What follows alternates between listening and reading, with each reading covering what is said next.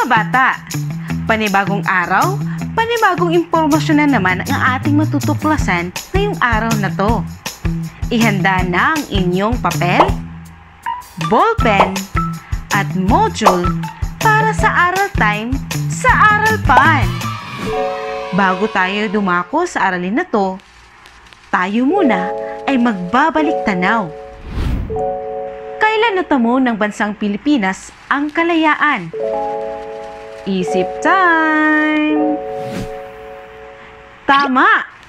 Natamo natin ang ating kalayaan noong Hunyo 12, 1898. Ito ang isa sa pinakamahalagang araw sa kasaysayan ng ating bansa at ng maraming Pilipino. Dahil dito, ito ang pagpapahayag ng kalayaan ng bansang Pilipinas sa Kawit Cavite. Kalayaan na hindi naranasan sa loob ng maraming taon. Iwinawagayway ang bandila ng ating bansa na tinahi pa sa Hong Kong ni na Marcela Agoncillo. Pero hindi dito nagtatapos ang kalayaan ng Pilipinas. Dahil muli, sinakop tayo ng mga Amerikano. Ngunit noong Hulyo 4, 1946, ipinagkaloob muli ng Estados Unidos ang pinakamimitiing kalayaan ng maraming mamamayang Pilipino. At muli, tayo ay nagkaroon ng isang tunay na soberanya. Buuin ang puzzle. Ano ang larawang nabuo? Ang larawang nabuo natin ay isang simbolo ng kalayaan ng ating bansa. Ano ang ibig sabihin ng salitang Republika ng Pilipinas na makikita sa ibaba ng simbolo o logo? Ito ay nangangahulugan na ang Pilipinas ay mayroong kalayaan o soberanya o kapangyarihan na iginagalang ng ibang bansa. Sa araw na ito ay tatalakayin natin ang kahalagahan ng soberanya sa pagpapanatili ng kalayaan ng ating bansa. Ang layunin natin sa araling ito ay ang nabibigyang konklusyon ng isang bansang malaya ay may soberanya. Mula sa mahabang panahon ng pananakop ng mga dayuhan, naging isang ganap na estado ang Pilipinas nang ideklara nito ang kasarinlan noong Hulyo 4, 1946. Dahil dito, nagkaroon na ng karapatan o pribilehiyo ang bansang Pilipinas katulad na lamang ng ibang malalayang bansa sa buong mundo. Ang pagiging malaya ng Pilipinas ang nagbigay rito ng higit na kapangyarihan upang isulong ang kapakanan ng mga mamamayan nito. Upang maging ganap na estado ang isang bansa, kinakailangang taglay nito ang mga mahahalagang elemento o sangkap ng isang estado. Ano nga ba ang estado? Ang estado ay dapat may sapat na bilang upang suportahan ang sarili. Permanenteng umuukupa sa tiyak na bahagi ng daigdig, malaya sa panlabas na kontrol, at may pamahalaan na sinusunod ang mga naninirahan rito. Mula sa kahulugan, ating makikita na ang estado ay may apat na elemento: ang mamamayan, teritoryo, soberanya, at pamahalaan. Ang tao ang pinakamahalagang elemento ng isang estado. Ito ay kinabibilangan ng mga mamamayan. Sa kanila pinipili ang mamumuno sa isang bansa. Ang tao rin ang nangangalaga, naglilinang at nagtatanggol ng bansa. Ang teritoryo naman ay isang lupain na sakop ng isang estado. Ito ang tirahan ng mga mamamayan at ng mga likas na yaman. Dito nagmumula ang mga pangangailangan ng mga mamamayan. Ang pamahalaan ay isang sistemang pampolitika na nagpapatakbo at gumagabay sa isang estado ng mga nangangasiwa sa pagbibigay ng pangunahing pangangailangan na hindi kayang tugunan ng mga mamamayan. Ito rin ang gumagawa at nagpapatupad ng mga batas na sinusunod ng isang estado. Ang soberanya. Ito ang pinakamataas na kapangyarihan at karapatan ng isang estado para pangalagaan ang sarili nito. Ito rin ay tumutukoy sa kakayahan ng pamahalaan na ipatupad ang mga batas sa loob ng teritoryo nito nang walang panghihimasok ng ibang bansa. May dalawang aspeto ang soberanya. Ang soberanyang panloob o internal sovereignty at ang soberanyang panlabas or external sovereignty. Ang soberanyang panloob or internal sovereignty ay tumutukoy sa kapangyarihan ng estadong pasunurin ang lahat ng mga tao at pamahalaan ang lahat ng mga tao at bagay sa loob ng teritoryo nito sa pamamagitan ng iba't ibang mga ahensya ng gobyerno. Mga kahalagahan ng panloob na soberanya. Una, may namumuno sa mamamayan, ari-arian at tanggapan sa nasasakupan nito. At pangalawa, nakapag-aari ng mga lupain, musaling pambayan at tanggapan sa nasasakupan nito. Ang soberanyang panlabas or external sovereignty, ang isang estado ay hindi nakadepende o kinukontrol ng ibang estado dahil sa kalayaan nito. Malaya ito sa anumang kontrol o pakialam ng ibang estado. Mga katangian ng soberanyang panlabas.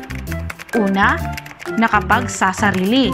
Pangalawa, may karapatan at mga panrelihiyon sa ilalim ng pandaigdig ng mga batas. Ikatlo, nakikipag-ugnayan sa ibang bansa.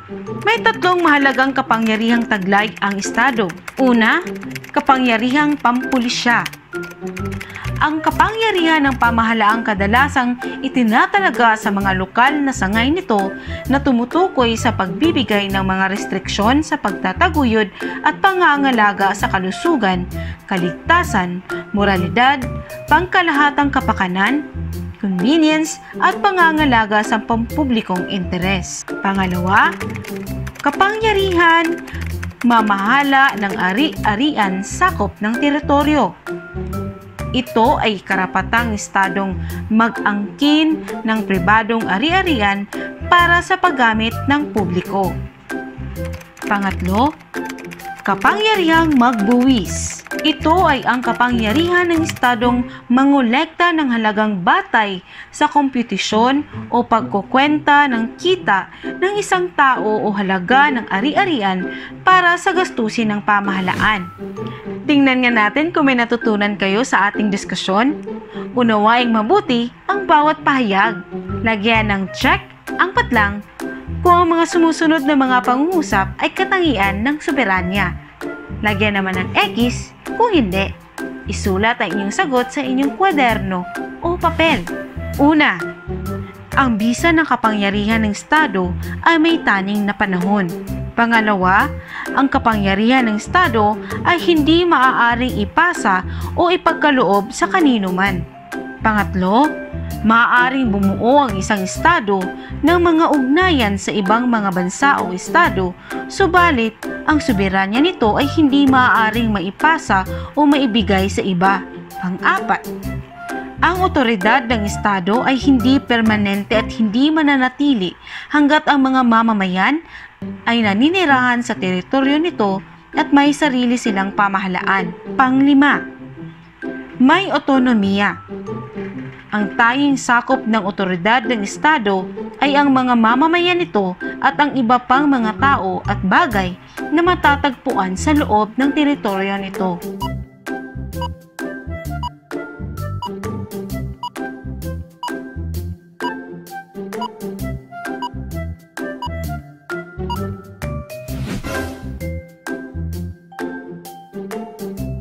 Ang isang bansang malaya ay may soberanya sapagkat ito ang pangunahing sangkap na nagpapakilala sa pagiging malaya ng isang bansa, nagpapatupad ng mga layunin at hindi maaaring saklawan ng iba pang bansa.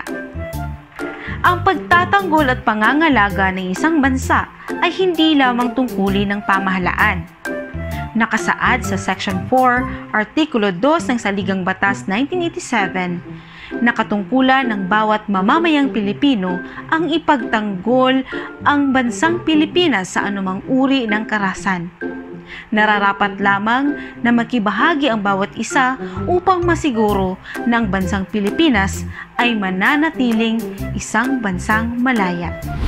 Isulat ang salitang panlabas kung soberanyang panlabas ang isinasaad ng mga pangungusap at panloob kung soberanyang panloob. Una, pagpapatupad ng batas sa sistema ng pagbabayad ng buwis. Pangalawa, pakikipagkasundo ng Pilipinas sa Amerika sa pagsugpo ng terorismo. Pangatlo, pagdaraos ng halalan at pagbibilang ng boto. Pang-apat, pagpapadala ng pwersang Pilipinong sundalo sa Congo bilang pakikiisa sa UN. Panglima, pagtugis sa mga Abu Sayyaf sa bansa.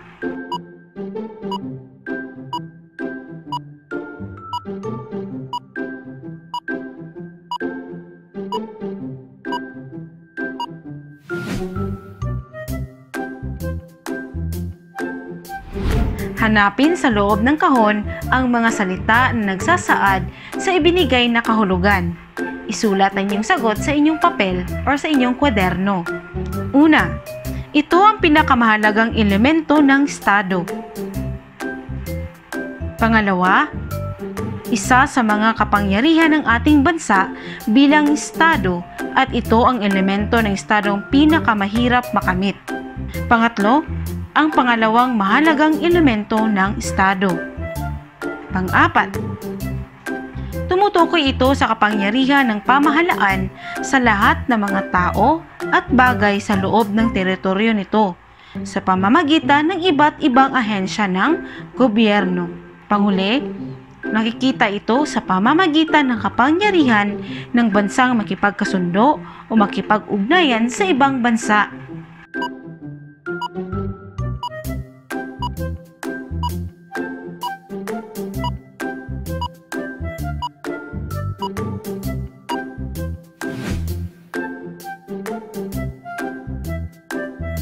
Para sa iyong takdang aralin, magbigay ng halimbawa o ng mga sitwasyon na nagpapakita ng ating bansa bilang malaya ay may soberanya. Natapos na natin ang ating talakayan sa araw na to. Naway maraming impormasyon at aral ang inyong napulot mula sa diskusyon natin. Itong muli si Teacher Christine na nagsasabing, I'll see you on the next episode.